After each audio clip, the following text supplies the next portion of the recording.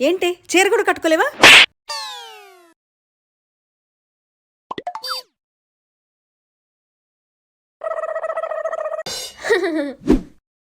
అనయ్య ముందుకురా. ఓకే. ముగ్గు మట్టిసేవరా? కావాలని మర్చిపోయారేంటి? ముగ్గు మట్టేసు చూసుకోలేదు. అందరు పక్కన ఫోటో అలా చేసావు నువ్వు?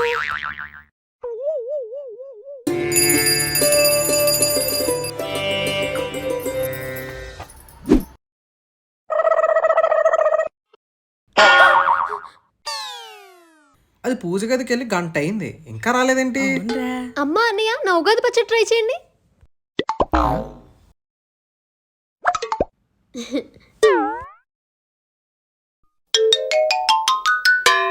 పచ్చడి ఏంటి ఎంత చేదుగుంది? ఆ?